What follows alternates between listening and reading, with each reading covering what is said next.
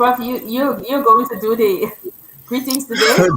Jackie, tell me this thing. This, Hey, good evening, everybody. Good morning, good afternoon, wherever you are. Hello, happy Friday.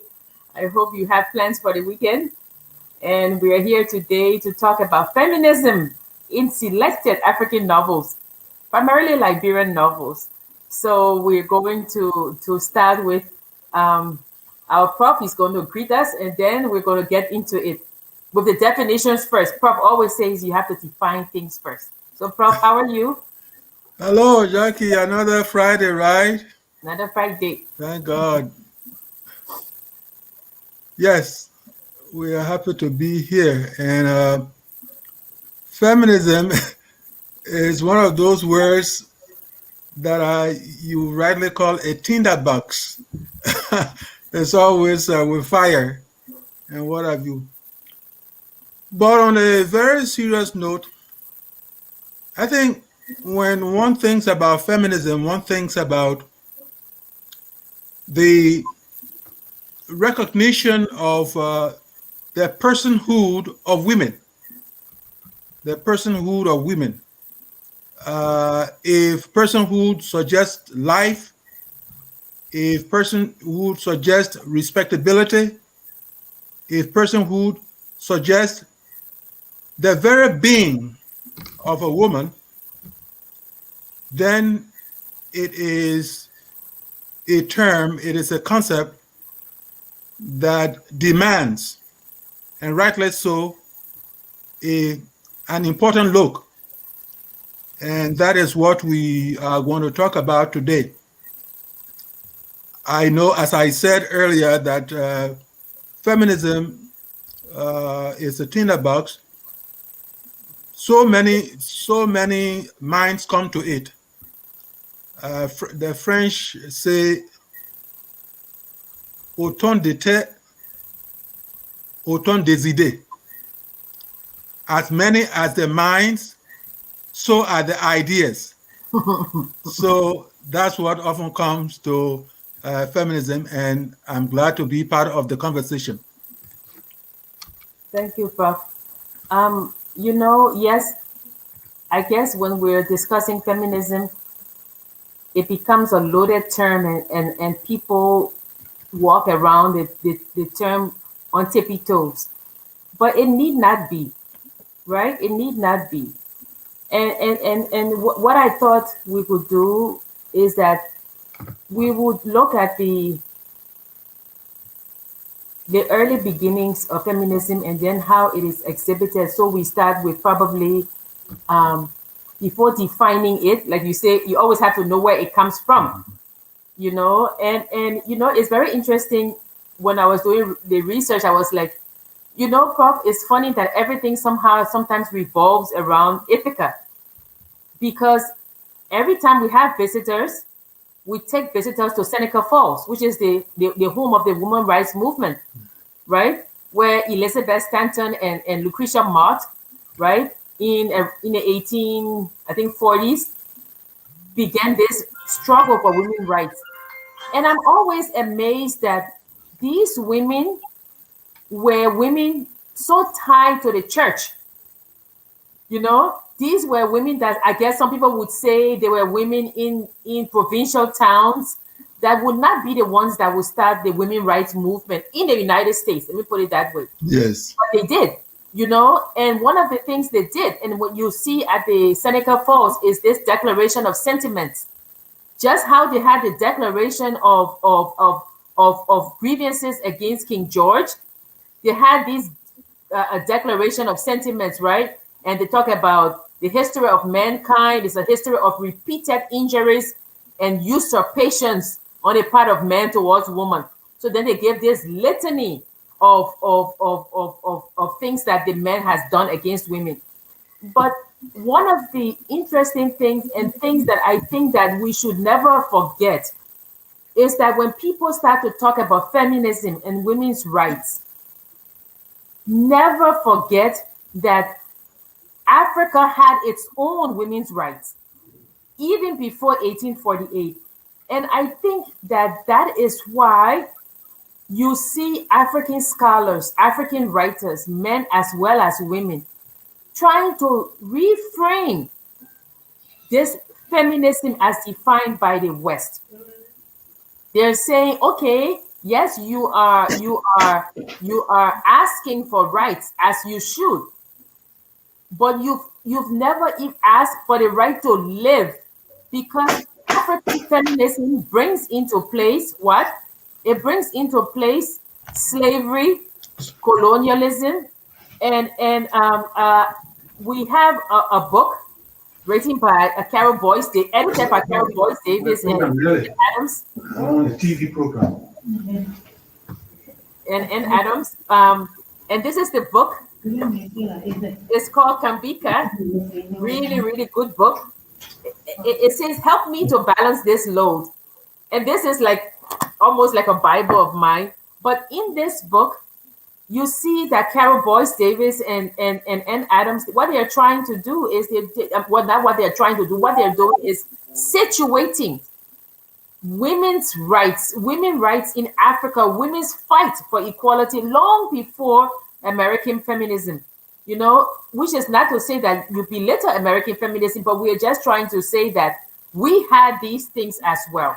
So I'm going to read to you Philomena Stiddy's article, just a little snippet, and then Prof and I can get into it, and Prof can tell me how he feels about this. So in 1983, Philomena Stiddy, who is a Sierra Leonean anthropologist, right, went to Howard University to give a talk on feminism.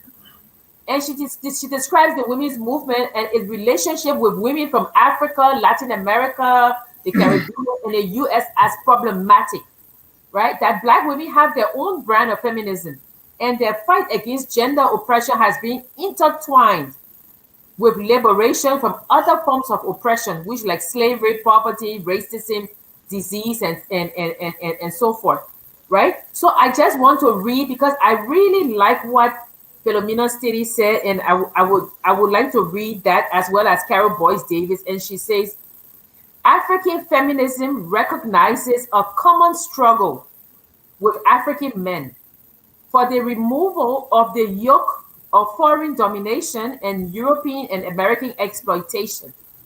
It is not antagonistic to African men, but challenges them to be aware of certain salient aspects of women's subjugation, right? She said a Black woman of Africa suffers a threefold oppression. By virtue of her sex, she is dominated by man in a patriarchal society. By virtue of her class, she is at the mercy of capitalist exploitation. By virtue of her race, she suffers from the appropriation of her country by colonial or neo-colonial powers. Sexism, racism, class division. Three plagues. Prof, what do you say to that? I believe she's right. Even in law, they for a very long time they tried to classify women with chattel. Yes. In the African customary law, it was said that when a husband died, the woman was supposed to be part of the property of the man. So, on a very serious note, really, and especially when you place that within modern times, women have been given the short end of the stick. We can even argue the point that the way basically we look at this women's right thing, uh, the woman has always had her place. Tiptoe quick, tiptoe carefully, Prof. The women have always had their place. But again, when we think in terms of the new and perhaps stronger wave of asserting women's rights, we would say that if a man is sitting down somewhere talking, the new and hot thing is the woman also should sit down with the man, and it will be something like, honey, what are you saying? Do you agree with this? Probably her voice should be able to carry the day.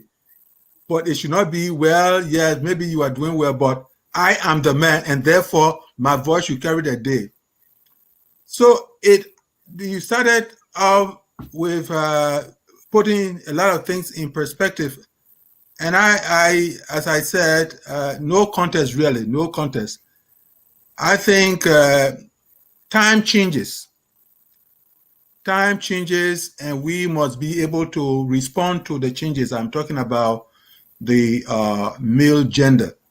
Just as today, times have changed, and instead of diminishing the voice of children, the voice of young people, I believe it is just about time that that both where we are talking about women and not talking about children, but those voices that were diminished, I think it is about time that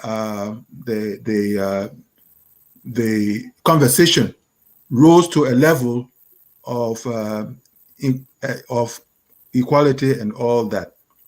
I agree with the part of the article you were talking about, that since the 1960s specifically, I know in the mid 1800s there were whisperings, strong whisperings about the need for the equality of men and women. But by the time we got to the 1960s, the voices really increased, especially with the civil rights movement and all that. And so the conversation needs to rise to the level of equality, maturity of equality. Yeah, and I think Philomena Steady and Karen Boyce Davis, what they're saying is that, it's all well and good to talk about the women's movement in the United States and in Europe. Nobody's belittling that. But what they are saying is that there were indigenous forms of feminism in Africa way before there were indigenous forms. Because recently we saw when the Grebo women marched, right? When they had a ritualistic killing, they marched, and people were astounded at the strength of those women. But those things don't just come up. Those things are inherent in a culture that women also have their place. And then there's a very good article by Judith Van Allen called Sitting on a Man. And she talks about the Igbo culture and how the Igbo women, what they would do, like if you're beating your wife or you have contravened some tradition, they would move into your compound. They would make noise in the night. They would beat drums. They would dance. They would pester you, until you would apologize. So there were indigenous forms before this Me Too. There was We Too in Africa. No, but the thing about Jackie, you made a point which is very much important. These things, the intensity of certain voices get to be cyclical. They get to be cyclical, especially when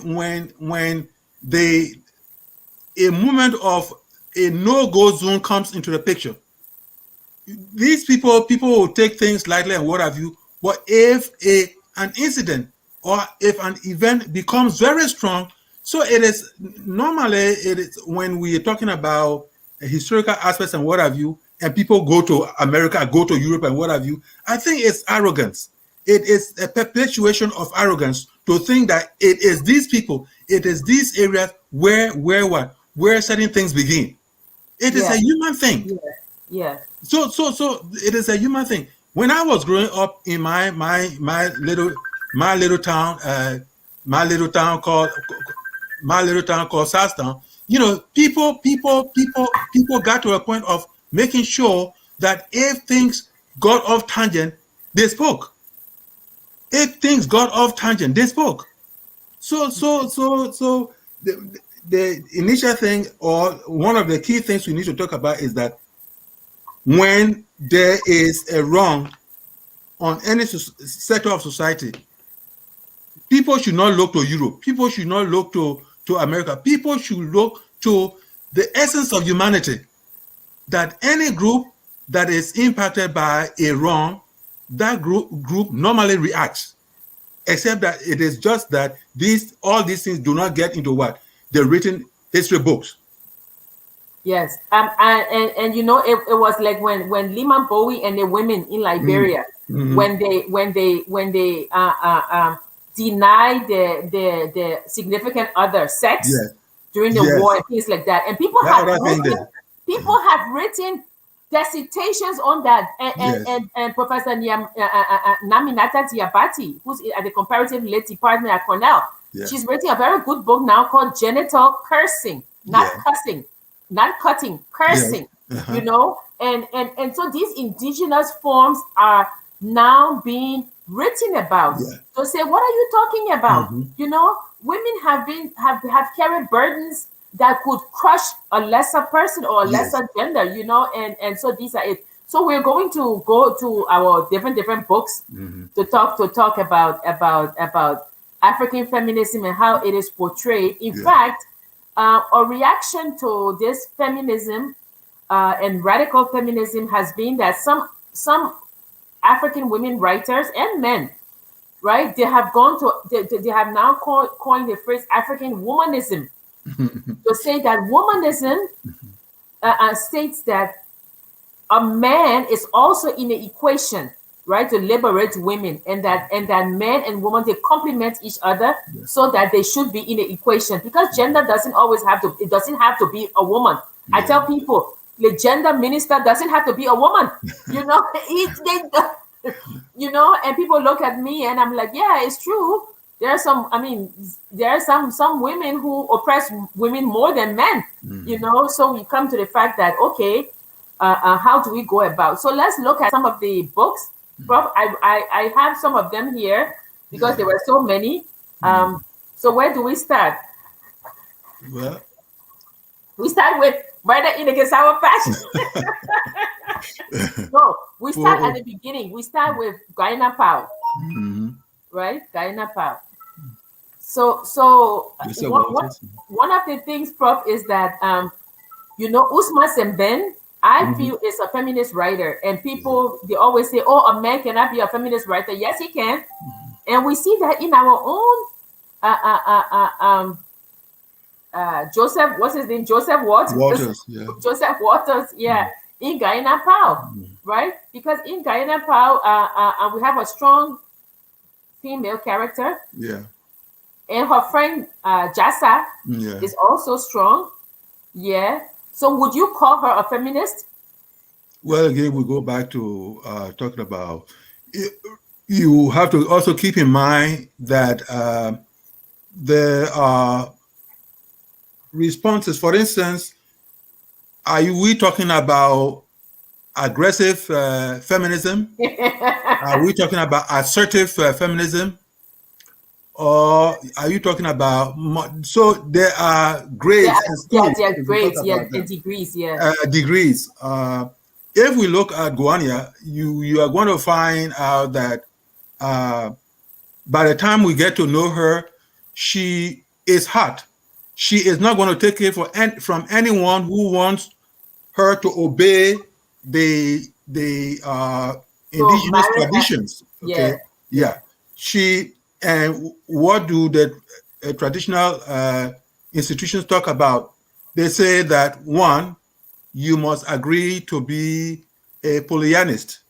Okay, that you must agree to be part of the wives of a man, and she detests that. She wants Momo. Yeah, she is interested in uh, monogamy.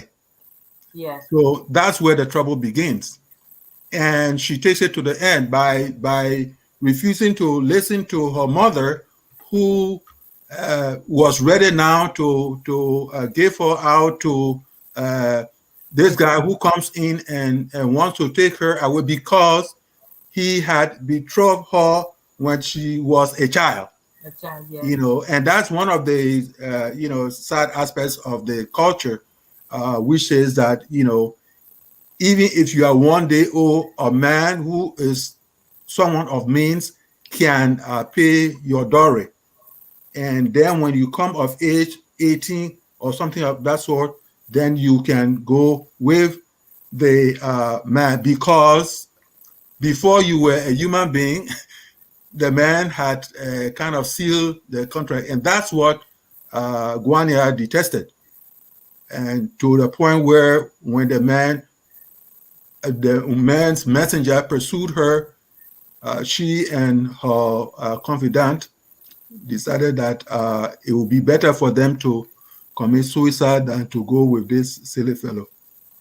So I So, don't even so understand. go ahead.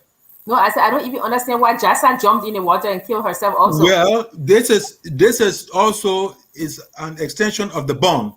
Okay, sisterhood. Yes, yeah, sisterhood and everything. And I will maybe treat it as a, a a symbol, really a symbol of the sisterhood and other kind of a thing there. Because actually, if this person, Joseph Waters, is kind of interested in the education of women and all that, and is interested in a strong value system, then of course he will not get to the point of uh, placing in the lines or the chapter that has to do with suicide and what have you. So I see that as being symbolic. Others might read something else in it. Then the second one is the second book, Love in Ebony, Mm-hmm. right?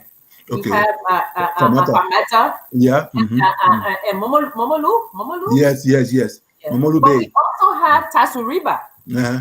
Uh-huh. Yes, Who happens to be the maternal aunt yes, of Famata? Yes. yes. Mm-hmm. So we have someone who's revolting. I mean, rebelling against tradition. That's Fameta. Mm-hmm. We have also Tazuriba, and then we have uh, Yadana. Well, the Yadana, thing, then the mother. Well, the thing yeah, about it is, I think in the case of Amanta, she is more of the receptive type, yeah, because remember now that Abdullah was she was betrothed to Abdullah, but then through inter-tribal wars, he was sold as a slave, yeah, and but she wants to wait, even though Momolu Bey, who eventually take her, uh, they want to make sure that Abdullah is not dead. And if Abdullah is not dead, well, he will have something to say with respect to whether uh, Famata and Momolu Bey should kind of take a new life, or he will want to come in. As luck will have it, Abdullah was sick by the time Momolu Bey found him. And it's very good that eventually he brings Abdullah to the home of Yadana, the yeah. home of Famata, and it is there that he recognizes that his time is coming for him to die, because he's struck with some illness. And in fact, when the hammock with Abdullah lands in the home, and Famata rushes to him, he said, "No, I am not clean anymore."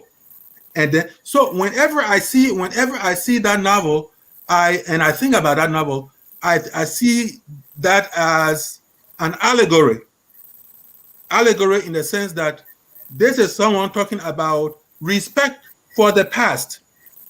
Do not so easily detach yourself from the past, but yet you must create a space so that the past can bless the present, and then the present can have a good way forward into the future.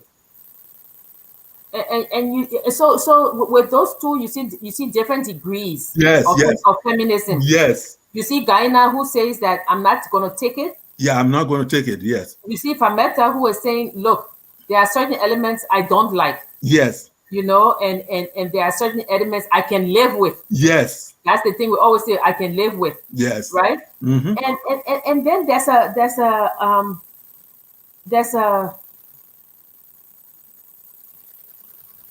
I would say that there's also a bond Okay. between women that And we will come to the part where the women oppress each other. Forget about that right now. I'm talking about, that little Wow, boy. forget about it. No, I was just teasing you. No, it was interesting when you were talking, because in the Real in the Night, remember what was name, Yes. Polang? Is that Uh-huh. no, Lopu, Lopu? Lafu. So Yes. so so Lopu, thinking about how women help each other. Yes. Lopu husband was not sleeping with her, not giving her the attention he was giving the Yeah. other women. Yeah. But you must So give the Lopu, context. So Lopu, you must eh? give the context. So Oh, but there, there was war. there was war. Sorry, there was war. But the Yes. thing is that Lopu stepped out. She went Uh-huh. out with somebody else. Yes. But when Kotuma, no, not Yes. yet, Kotuma, Yes. Yes. yeah, when Kotuma Mhm. realized maybe that Lopu has stepped out, Mhm. Lopu Yes. was going to be tried by ordeal, Yes. Yes. and Lopu went to the zoo to Yes. get some medicine. Yes. Yes. Yes. You Yes. see, and Lopu passed the ordeal. Yes. So this is one way where women kind of work together. So Mm-hmm. in their own space, Mm-hmm. women work together. Yes. When they see men as the other, Yes. they can work together. Yes. But when they see woman as a competitor, Uh-huh. then there's a problem. Which is as you will agree, which is really it's important for us to sometimes think about all these dynamics, because when we think about the dynamics, then it comes to the point of humanhood, really, Yeah, and not womanhood. it's not one of gender, but in any case, whether it's women or men, when something threatens their bond, then of course people can rally around irrespective of which gender. But if that is not the case, then one gender will always hold to each other, to each other, and that's it. So as we discuss the different types of women and Mhm. trying to fit them into really the African feminism, we come now to Hawa Bachu, the Uh-huh. obituary for Hawa Bachu, right? Yes. Yes, a girl who grew up in a home of a family. In fact, they said the father tried to squeeze her one day. Yes. Yes. Yes. That other thing that. Yeah, but she grew up. She became and she's waiting for her. She's waiting for this guy who she wants him to marry her. But he said, "Oh, I need to get a master degree." Yes. You Uh-huh. know. But Uh-huh. then Hawa takes in a young lady who Mhm. needs a place to stay. Yes.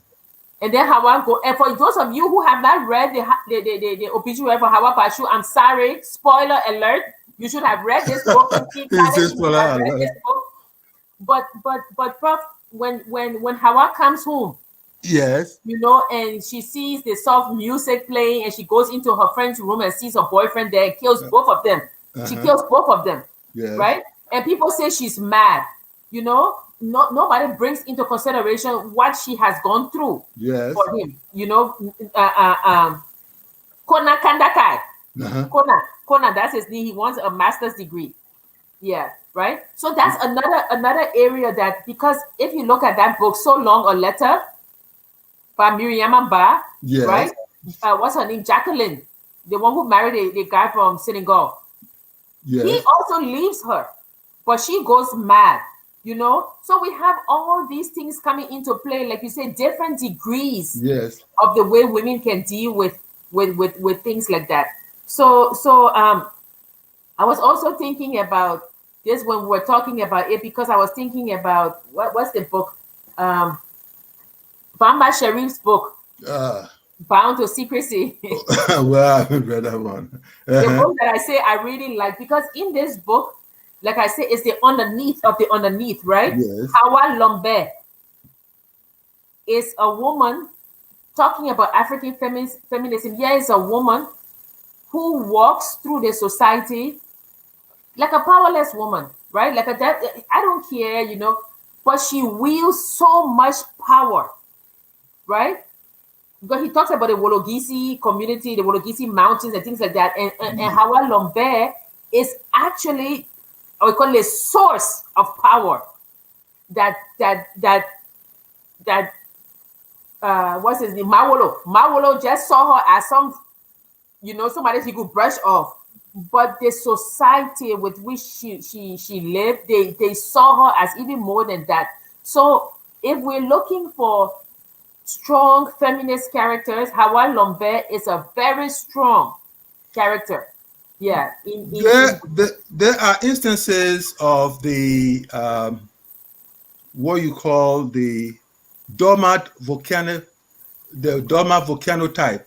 yeah. I'm sorry, Prof. You can be speaking. I need to just do something. I'll get off the camera for 1 minute.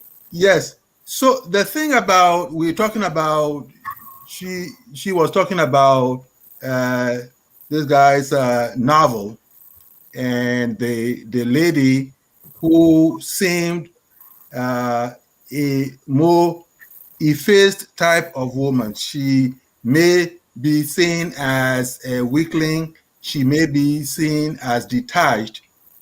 But such people, within the context of psychology, such people must not be taken for granted. And this has got nothing to do with only the gender. It has everything to do with the personhood of individuals. Whenever you see someone, we in Liberia we say that person is easy to deal with. The person can't talk self. And so if you take that for granted and you want to kind of take advantage of such a person, you might find a rude awakening that there was some fire in this person. All you needed to do is just scratch the match, and the explosion that will come at you will be something that you will never forget until you even leave the world. So it depends. It depends. Whenever we get to this aspect of womanhood and the rights of women and all that, the need for respectability and all that kind of a thing, I never easily forget the words of Usman Seben, Seven, yeah. Usman, where he said that they we cannot quantify the value of a woman. And so when people talk about African woman, what do you call it? African womanism? Womanism. Womanism. You know, these terms, Jackie, I'm lying to you. These terms, everybody at some point, and probably someone will say, why would you say that? Well, everyone who has come up the ladder of thinking will sometimes want to create his or her own stylistic phrase and slap it on what all this time we all had known. So African womanism, I would call it by other name. What do they say in America here? Uh, Whatever lipstick you put on a pig is just what is going to be a pig, right? Yeah, pig. Whatever it is. So all I take from feminism, womanism, and all that is that at the center of it all, and rightly so, is respect for women. Period. Respect for women. Uh, their physical selves, their intellectual selves, whatever it is, I believe that women ought to be respected. Period. Mm. Okay, so we are going to continue. With the books, We're going to continue with this about. I'm going to read this piece from African Women Culture and Another Development. Okay. Yeah. Hold on a second. It says African women have additional burden bearing down on them, right? We spoke that, but I just want to read. Number one, oppression from the outside, heritage of tradition, her own backwardness, which is a product of colonization, her men, which are weighing on centuries of male domination, who will not willingly relinquish their power and privilege, her race, because the international economic order is divided along race and class lines, herself, the sixth mountain on the woman's back, herself, is the most important. Women are shackled by their own negative self image by centuries of the interiorization of the ideologies of patriarchy and gender hierarchy. Her own reaction to objective problems, therefore, are often self-defeating. Okay, so that's what I want us to talk about now. About how do women who call themselves feminists, right? Yeah. How do they interact to really say that we are each other's keeper, we are each other's sisters, you know? So we see Jasa and Fameta, Yeah. and Gaina, is it Gaina? Well, Sorry. yeah, Paul. Yeah. Yeah. Yeah. Uh-huh. You know, and we see other people, we even see mothers in nervous condition. We see the mother trying to tell Tambu, don't be striving for things that you know you're not going to get. You Yeah. know, don't reach out, don't have these Ridiculous ambitious, dreams and all that ridiculous sometimes. dreams. Yeah, so we see that, right? And in Augustine Sheriff's book also, we Yeah. see Esther, we see Martha, we Yes. see these women who are either very evil and mean Hmm. to their stepchildren, Yes. foster children, even Yes. to their husbands, even to their children, right? And yet we say, oh, these are feminists. So can you be a feminist or an African womanist if you do not empower or uplift your fellow African woman? Can you call yourself a feminist? Well, again, that's why you tease me with this definition thing and what have you. If you sometimes it gets to a point where you can't say yes or no, except by feminism, you are just using a fork to just lift the positives of the concept. But whether negative or positive, we are talking about a concept of womanhood. We are talking about, except you are saying that this person, the only time she should be called a feminist is when she does good. You cannot draw. For me, I don't see why someone can draw the dichotomy. The in every concept or in most concepts you find the good and the bad. You can say that if we are looking at this concept, we can say this is the concept, except that we are looking at the positive, the constructive aspect. Then we can talk about the constructive aspect. We can also say this is the concept, yet there are negative aspects of it. So in looking at these things, you cannot strive for the absolute. That's what you cannot strive, or even if you try to strive for the absolute, you will be frustrated at a point.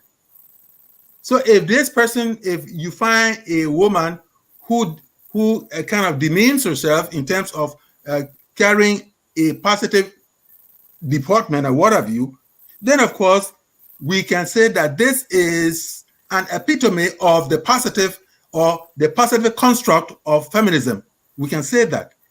But if it is the other way around, we can say that this is the negative, negative epitome of this concept. That's what I see. We can do the delineation of those concepts.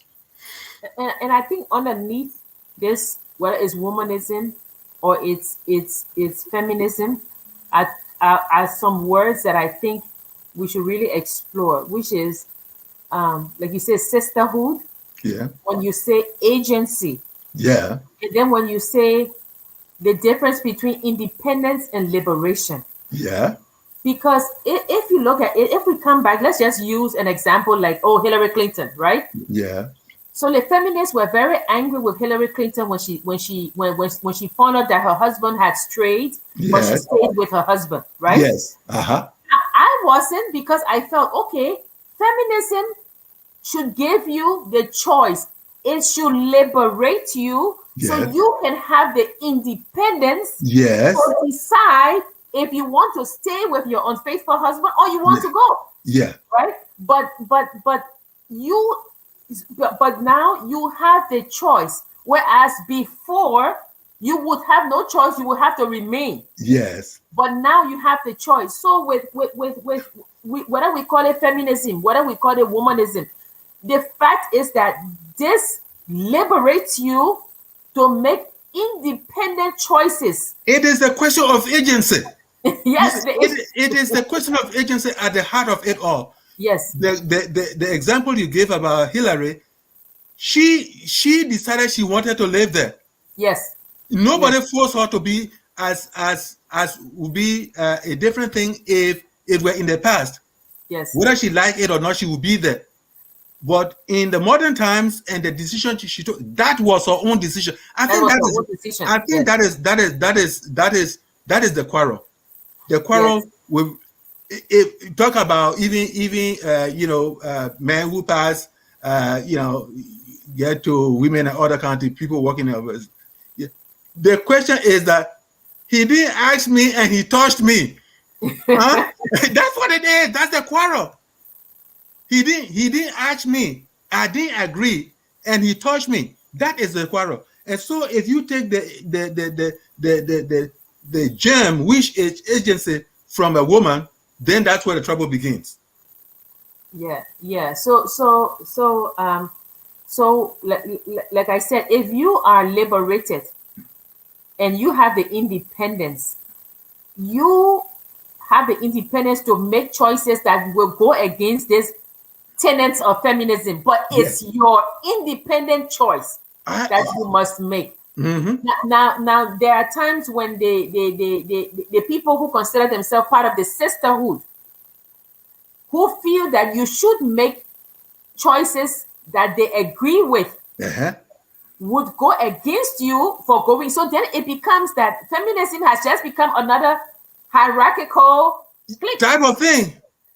And Tread I know carefully, we no, haven't done. tread I carefully. know we haven't done it here, but I beg you, let me.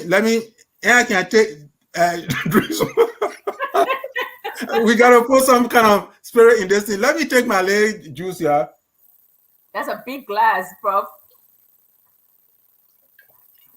Prof trying to drink before he can talk because he I'm trying to get some agency. yes, yes. But anyway, but no. On a serious note, the examples you gave, the one about Hillary and the idea that there are certain sectors of this feminism that tend to sometimes be arrogant, that tend to be sometimes oppressing by virtue of the fact that they want this and therefore it should happen. If it doesn't happen within the concept of feminism, then definitely it is not feminism. I think we have to be open-minded when it comes to concepts of the nature of feminism and all that. I think there has to be open-mindedness.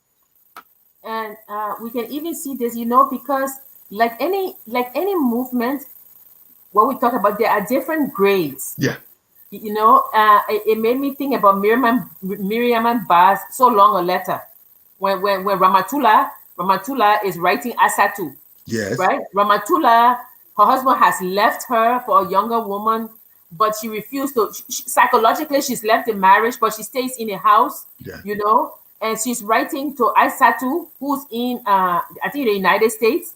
And Aisatu is married to a medical student, but for the medical student, his mother, talk about feminism now, his mother doesn't like Aisatu because she feels that Aisatu's mother is Aisatu is from a family that they were goldsmith, so they were beneath her son. So Yeah. she's looking for another. So yeah, we have Ente Nubu looking for another woman to marry her son because she feels Aisatu is not up the level. But when I come to different levels, Ramatullah is writing Aisatu, but Ramatullah doesn't care about all the sufferings of the other.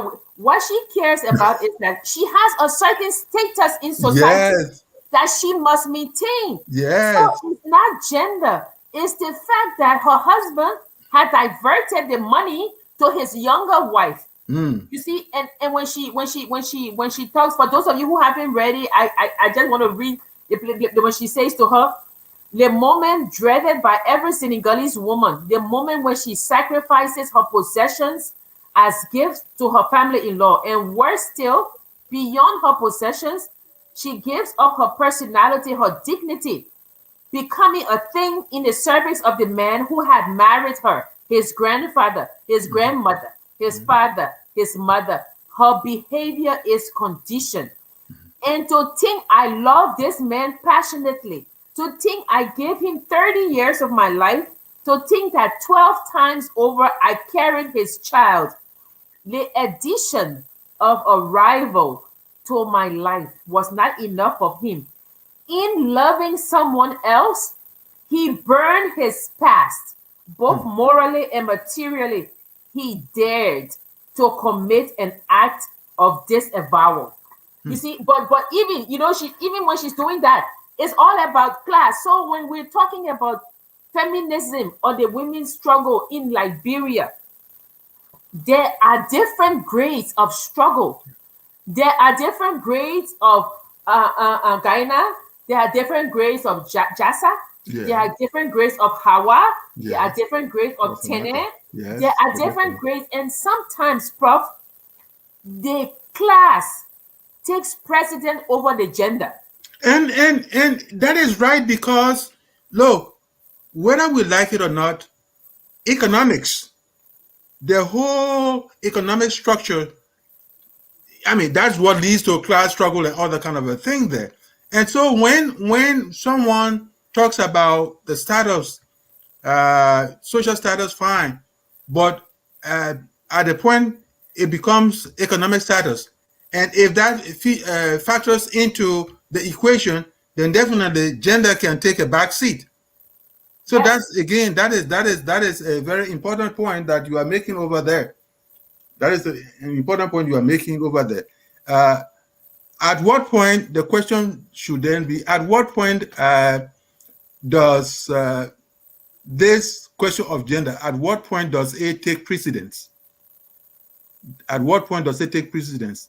Uh, what gives it the drive? What gives, if it is clear subjugation of the woman, clear disparagement of the woman, then one sees the teeth, one sees the strength, one sees the tenacity that feminism holds. I must also add that I know somebody will say, "Oh no, no, that doesn't cut it. That doesn't cut it." But again, it is dependent on the perspective from which you speak. And that is why I will come back to the point I made earlier, which has to do with this whole idea of understanding first the various ramifications of feminism and how people ought to respond to it. And within that context, I think uh, going after it with an open mind is very much important. Because actually, Jackie, I also think that the the way you kind of go after your right may make people disrespect your right.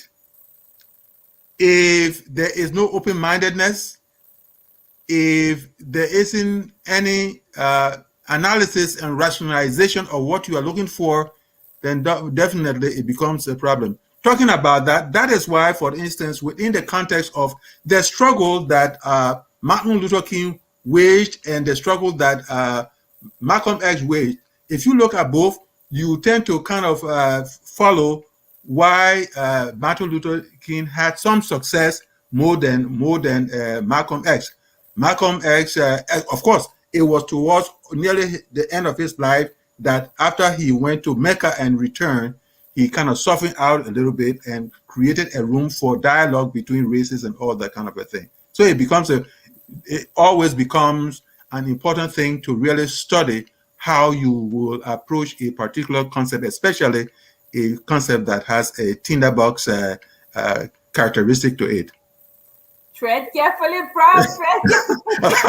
I don't Yeah, know. yeah, because even in that so long a letter, right? Mhm. Yes, Ramatula, when her husband brings Bintu in, yes. Bintu is a young girl who doesn't want to be married to him, Aha. and so Bintu herself is a victim, Yes. but she hates Bintu because Bintu is a rival, not recognizing that Bintu herself is a victim. A victim. Aha. Yeah. Being open-minded and approaching things. I know actually from the start, I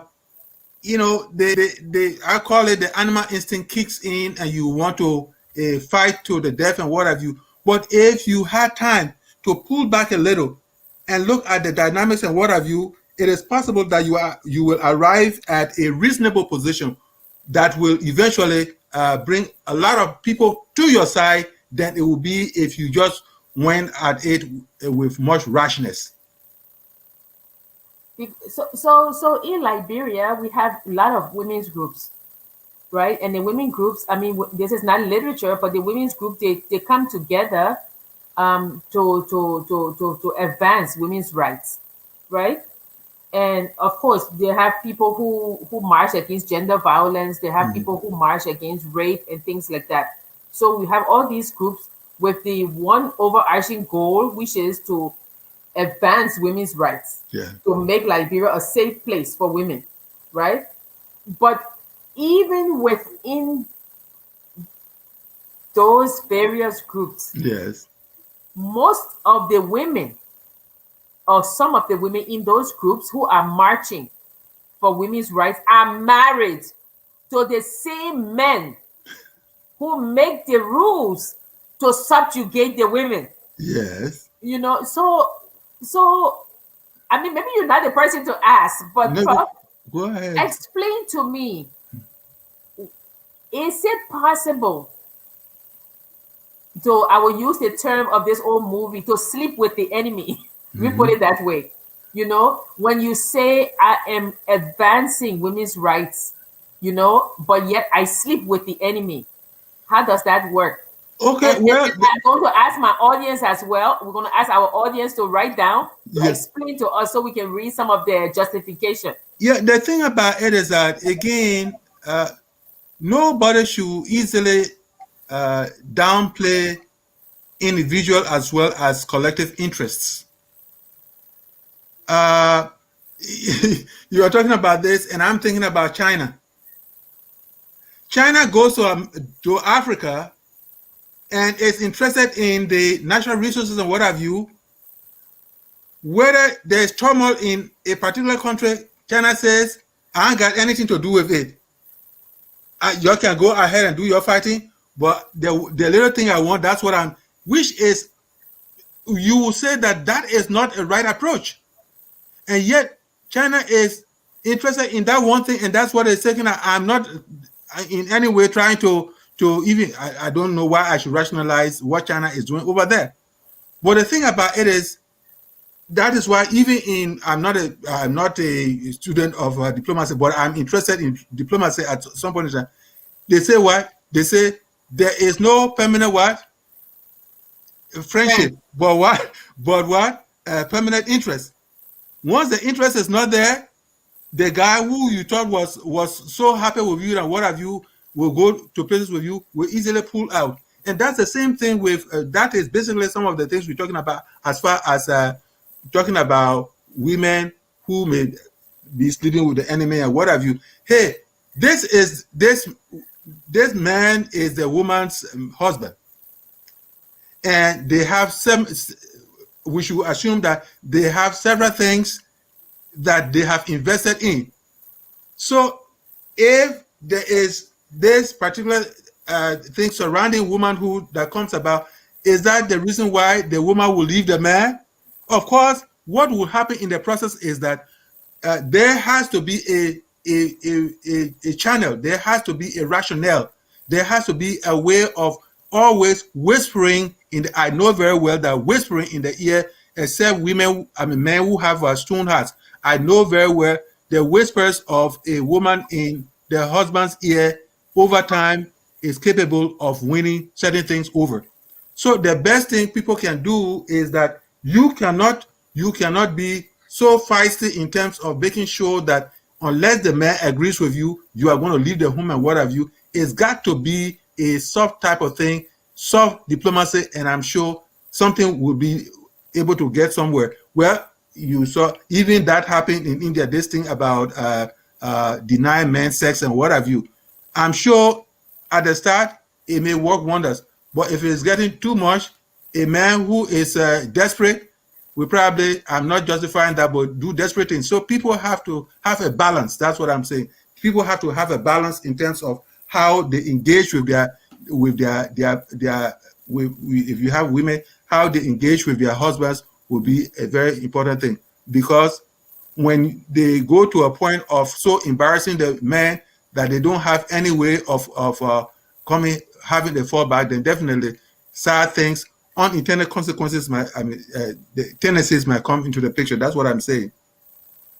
Prof, about coming back to the different feminists, it has been a tendency where when women in novels try to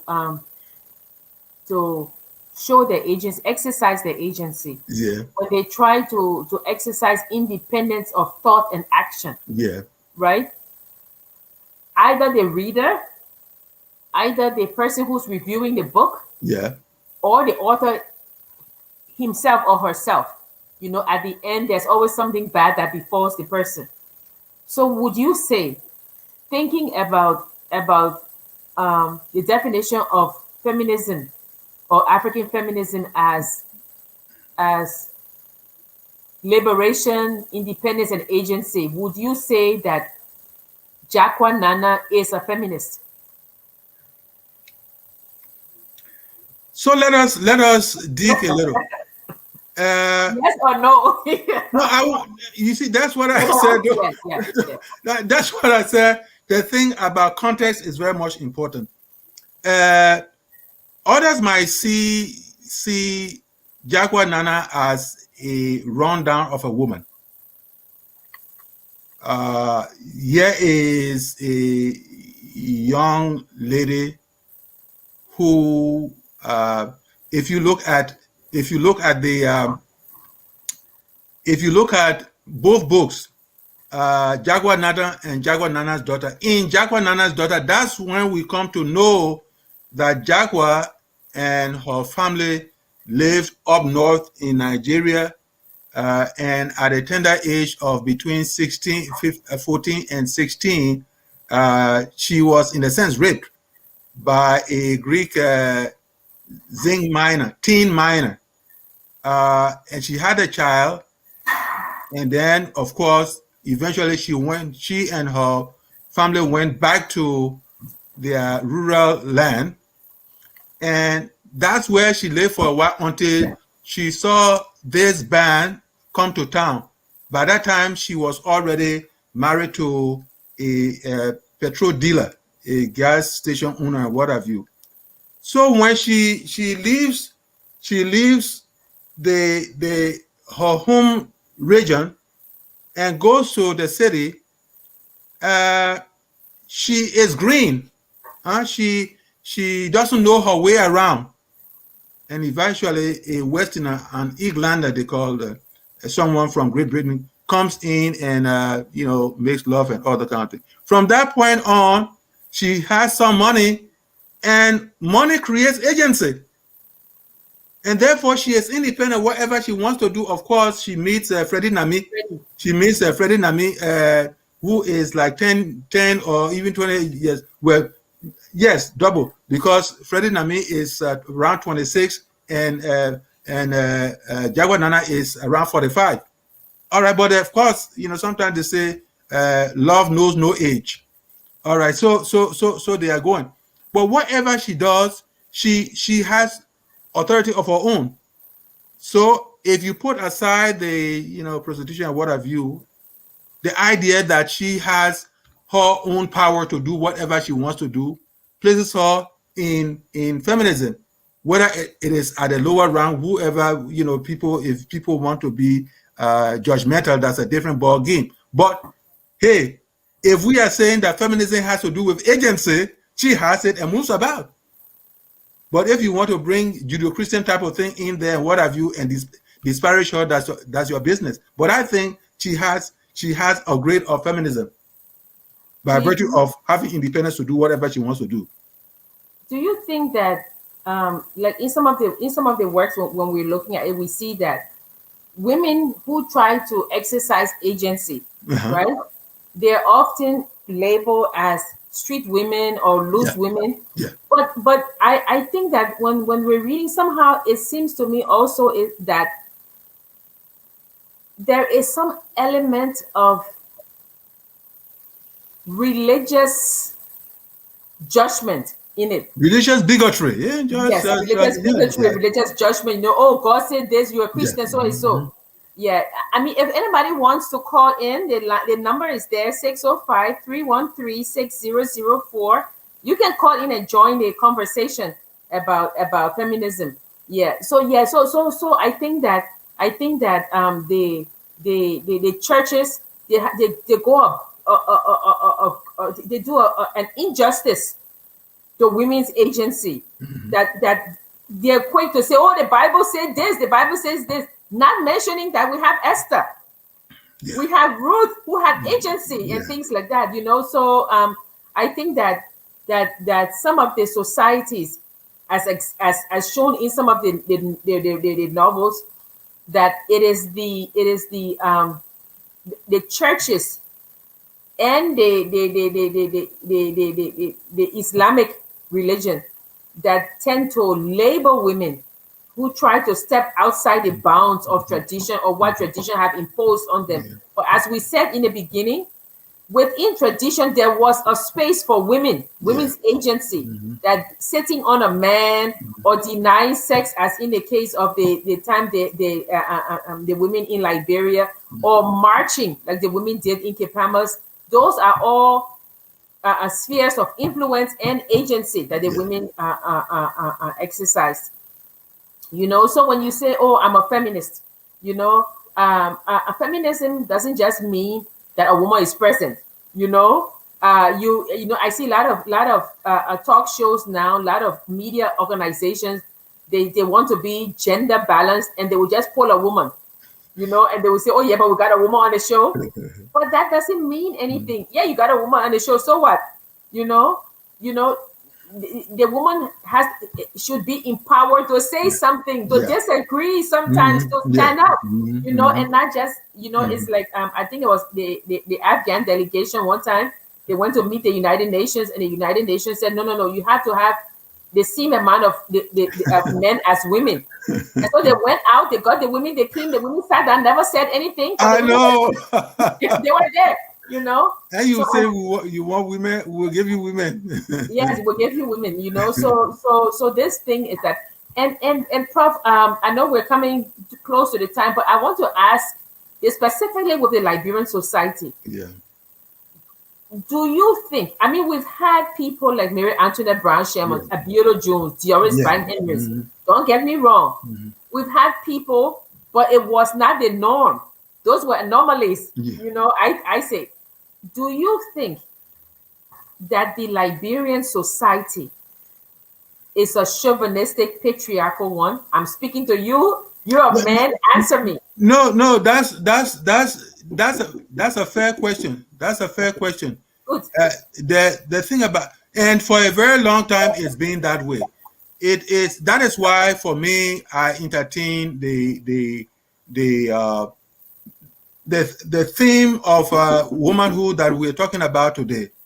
It is very much important that we hold that so strongly, so that there has to be the breaking of what you call the yoke, to make sure that women have, if women are given the agency and they abuse it, that's a different ball game.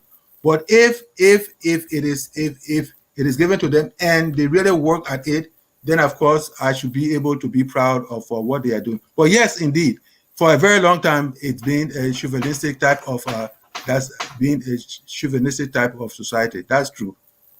And the examples they give, it's like when you're watching something, they will not just give an example. They'll be like, suppose a woman have 5 boyfriends. Oh Why do my you God. use that as examples? And it's always the case. I mean, one thing, and I hate to bring politics into this, but one thing was when the little girl who got impregnated, you know, there were women there were women. Where is this sisterhood? There were women who were speaking against her. So Prof, the thing is that we're not asking for a uniformity. Or women have to stick together. No, we're not Yes. saying that. But underneath should be the underlying mandate that we will not hurt each other. Yes. and that mandate is missing. Let me not say mandate, but that mantra is missing.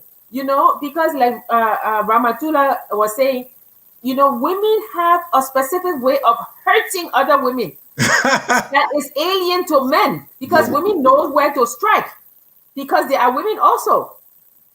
And you that's know quite true. yeah, so they know where to strike. It's like sitting on a man. What happened was that they said that the men never got involved. The men sat there while the women sat on a man. They Yes. played. He would not sleep. At one point, if he didn't come and apologize, they would even destroy his compound. Right. So that is what we're saying, that that do women in this sisterhood of what they call womanhood, do they support each other, whether in thought, word, or deed? Do they support each other? And to what extent do they do that? And to what extent do they You do see, that? it's Yeah. it's one thing to be significantly involved, and it's another thing to just pay lip service to some of those things. And paying lip service to some of those things is even more painful than to not do anything at all. Yeah. Yeah. Yeah. And they must also recognize that even if a younger person, a person with less agency, right, is in some way being used to harm you, you should also see that person as a victim. Yes. Because Ramatullah, she was against Bintu, but Bintu did not want to marry her husband, but was forced. So when you see women being coerced, you're sorry, Prof. You're Go ahead. Yes. okay. Okay. So when you when okay, so on mute. Okay. So when sometimes when women are being coerced, it's because they have no agency, and it is our duty as other women who are part of the sisterhood of feminists, of womanists, of African womanhood, to support that person, to be able to give that person agency to say, look, this person has no agency. I'm going to support them.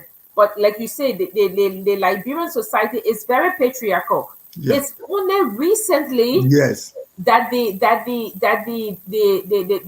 children's law was changed, Mhm. because I think it had there that if there was in cases of divorce, the men got the children. Yeah. I didn't see women marching for that. You know, Yes. Can you you just know. imagine that? I mean, can you imagine as a mother losing your children because the law says so and nobody saw anything wrong with that? You know, it's funny because I mean, yeah, but anyway, Yes. Yeah. Right. Yeah.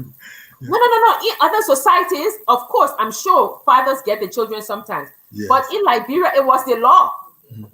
And I was astounded when I read that. Yeah, Even that's what happened. in the in the um, in the 60s, 50s, 60s, a woman could not by herself leave the country.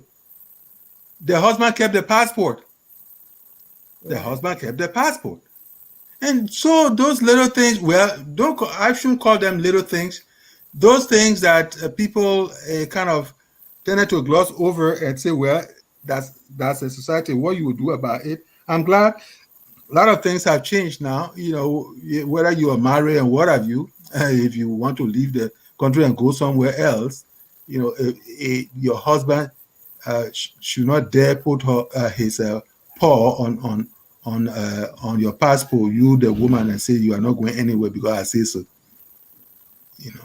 yeah. I think in some cases, Liberian women been have been liberated, but they still lack agency. Mhm. Well, Agency is the ability to support yourself, yeah, move as you want. yeah. And you can be free, but there are certain things like economic empowerment that will enable you to have agency. Okay, Yeah, and that's missing from the society. those are You the know, determinants. Yes, these are the determinants. that Yeah, that that that strengthening. the capacity for agency. Yes. Yeah. So, Prof, let's look at some of the comments because I think we haven't looked at it. We're too busy talking about Yeah. agency and this. I just Uh, completed uh, what? uh, uh, uh, uh, um, uh, What did this person just complete? no, he said, but by the shared definition of feminism itself, relating to our to or supporting. So if Hillary was supported, it was her independent choice. Exactly. That's her choice. Mhm. That's what she wanted to do. Yes. Feminism is a range of social movements, political movements, and ideologies that Yeah. aim to define and Hmm. establish the political, economic, personal, and social equality of the sexes. So if we are not political, I guess she said at all, we are not politically all. Miata Herring, that we are not of the norm, I guess. What's that? Uh, What norm now?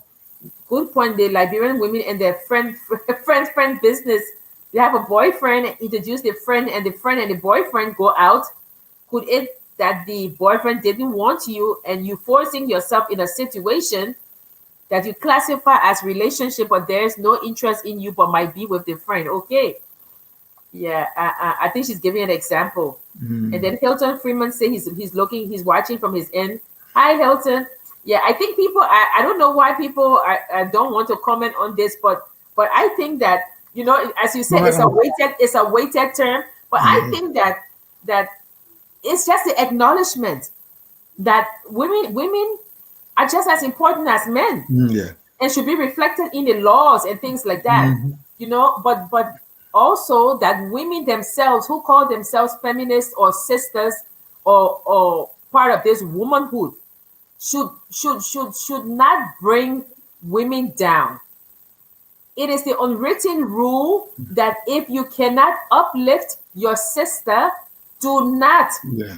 bring her down. And we see a lot of that happening, and we ask that if you consider yourself a womanist, as Philomena Stidi and Carol Boyce Davis says, there are so many things on a woman's back, and that's what differentiates them from the Western feminism. There's colonialism, there's economic disempowerment, there's the husband, there's so many things, and then there's herself, and then there are other women. So try and lighten the load. That's all we're saying. Do not bring your sister down. Do not insult your sisters. If you have to criticize them, do it in private. But as I say, like Usman and Ben, men can also be feminists as long as there's an acknowledgement that women are equal to men. Yeah. That there are two things, like we said. There are two things. One, the respectability and the whole idea of creating opportunities for establishing agency in a woman. So if you can help establish agency in a woman, if you respect the womanhood, then of course I think you should be in a. If you even call it honorary feminist, then that's fine. But there has to be that whole idea of respectability. And Henry Lass says Africa as a whole is a patriarchal place. Liberia is just a part of that greater whole. Africa is not alone in that. What we're saying is that there were cultures that had women rulers. We talk Yeah, about the Dahomey yeah, warriors. yeah. There were and the Even Zos. Mother Swakoko, Mother Yes, Swakoko. But you I know think the thing is that we should not just focus on what the West says that Africa is patriarchal. You know that women didn't have the vote for a long time in the United States, and here we are, Saudi Arabia, where women cannot drive, cannot own a passport, cannot leave the house without a male relative, right? Cannot vote, all of these things, but the United States doesn't complain about that because Saudi Arabia has oil. I don't see them complaining about that for women's rights, that's but it. I see talking Economics about is it. Africa. Economics is it. But Yes, I think, economic, So but so we are saying that even if Africa is a patriarchal place, it is not alone in this. Because if it was only Africa, there would be no need for the women's movement in the United States. yeah, Women were not allowed to vote. They couldn't own land. They couldn't, and that's why you have the Declaration of Sentiments. and When they give the litany of things. So no, it's not just Africa alone in this. What we are saying is that we post COVID now, we have to change the narrative, but it's not just men. What we're saying is that sometimes women oppress other women. You know, how many times have we seen a woman who has children and the children is in the house being cared for by another woman? And that woman wants to go home, and the woman say, "No, it's not time for you to go home." Yeah, Or you nanny. say, "Sister, my child is sick. Can I not work today? Who will take care of my children?" So women oppress other women as Yeah. well. So it's also not only the sex that's involved, it's gender, it's class. Yes. Women of a particular class oppress Yeah. women of a lower class. And Which what is we are saying is that that should not be. yeah. You know, that should not be. And I just want to disabuse people of this thing about Africa being as if Africa were the only patriarchal continent, what have you. America, the rights that women hold today, these rights did not come on a silver platter. But These rights did not come on a silver platter. Prof, Today, even after even 200 so much years, how many? Just the other day, poor. Well, I don't say that in a diminishing sense. Just the other day before what her name? This I'm forgetting the vice president name. Kamala Harris. Yeah, just the other day, and people get over and say the first time in history 200 so, and you are proud in a sense to talk about that. So definitely this patriarchal thing is around the world. It's around the world. It's not only Africa. There are so many places in this United States of America that will not hear of a woman becoming president. Others Yes. have said that added to why it may not be the only reason, but that added to what befell Hillary Clinton. Even her own gender mates, even her own gender mates. So the whole idea is that women see, if you look through human history, you will find out that women played a very, whether overt or covert, women have played a role alongside men. But because of our arrogance, because of our top heaviness and what have you, we've tried as much as possible in all societies, if not most societies, we try as much as possible to diminish the role of women. But I believe that women ought to have the recognition, ought to have the respect that is due them, and that will, in fact, help keep the world together as it ought to be. Yeah, and even in that article, "Sitting on a Man," that's what Judith and Allen spoke about. She said that it was the coming of colonialism that broke down a lot of those indigenous women structures. Mm-hmm. And also, like, I think in Senegal or Gambia, it's a matrilineal society. You know, Ghana is yeah, one of those yeah. too. Children carry their mother's names. Mm-hmm. You know, when who are you? You trace your lineage to your mother. You Yeah. know, but when the British came, because the British are so patriarchal, they started to say, "Oh no, what's your father's name?" Mm-hmm. and get the father's name. You know, so all of those things are, and if you want to know how patriarchal the United States is, it's very simple. Women still have to pay for birth control, and men Yeah. don't have to pay for Viagra. Mm-hmm. It's as simple Yeah. as that, Yes. you know. That's So, ugly, so, though. That's so ugly. as we go on, we just want to say, oh, Henry says, historically, women were very much the bedrock of our societies. I do agree with you. Considering our history, we just need to reflect on our history more. Mm-hmm. And it's true. It's true. You know, I think that we get so carried away sometimes with Western movements that we forget that these things have been in our Yes. society. You Yes. know, before Elizabeth Stanton and Lucretia Mott started the feminist movement, the women's rights movement, we had women agitating for change and getting change in Africa. So what we're saying is that whether it's feminist, whether it's African feminism or African womanism, it differs in that because of the communal character of the African society, we do not exclude men from the struggle for women's rights. we say work with us, so with men compliment women. It's not radical feminism where you say we just want to be, and we don't need you, because womanism recognizes that men also should be in this fight for women's rights. Yeah. So, Prof, I mean, it was very interesting today. And like I say, you're not a feminist just because you bring a woman on your broadcast Yeah. and flap her in. She must have her say. She Yeah. must have the independence to disagree with you, Hmm. Hmm. and she must have the agency, Yeah. to do so. So just don't just bring anybody. And Prof, I hope that I have the agency to be your co-host. More than agency. I have the agency and the co-host. So, Prof, any last comments before we sign off? Okay, the past one or two, we've been talking about the importance of definitions.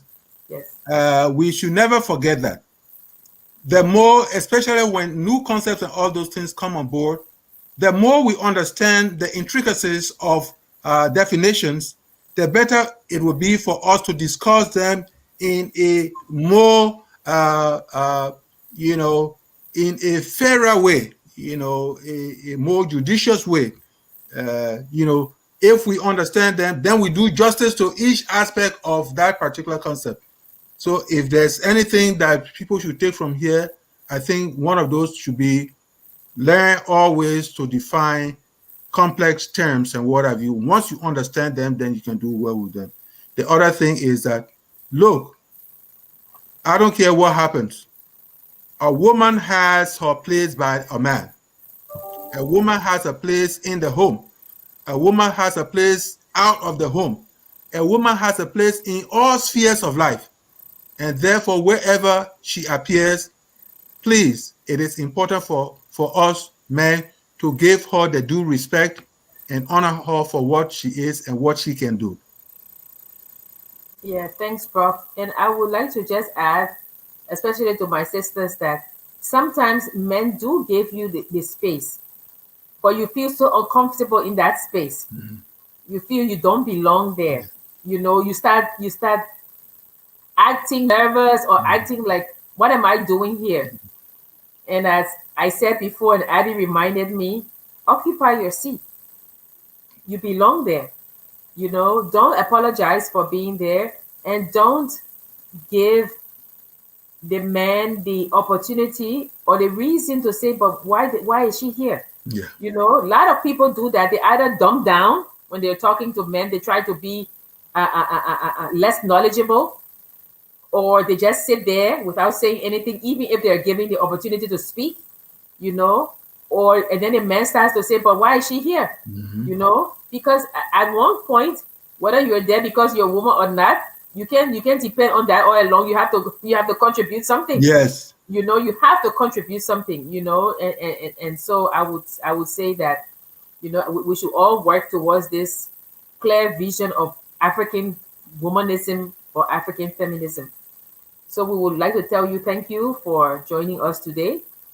We know that some of you left, came back, and we're happy you stay here with us. As we always say, join the conversation. So we thank Henry and Miata and Hilton and all the others for chiming in about feminism. Sorry, my little cat walked by. And we will say that enjoy your weekend. Mask up. Don't forget. Tell your friends and relatives to take the vaccine and mask up. We will be here on Sunday at 4 o'clock this Sunday, where Prof and I will be interviewing Sonny Dear Boy, the man, the music, and Liberia's development, or in the Liberian nation. So please join us, and tell your friends about it. It's at 4 o'clock on Sunday. And we want to say thank you. And we would like to say, whether you are a feminist, whether you are a A woman. womanist, whether you are a chauvinist, no, no, no, no, no, whether you agree that a woman's place is by a man, I would say, whether you agree that a woman's place is seated below a man, woo, we are all Liberians. and we're all going to work for this revisioning of Liberia. We want to thank you. We want to say uplift women. Whether you're a man, whether you're a woman, whether you are up there, when you see somebody who needs agency, give it to them. Help them. Pull your sisters up. Don't bring your sisters down. You know, we're all Liberians, and we end with our theme song and we say good night and God bless. Prof, We are Liberians. Liberia is our home. Liberian people. Either you hate it or we want. Liberia, oh. Either you hate it or we want. Liberia, Liberia.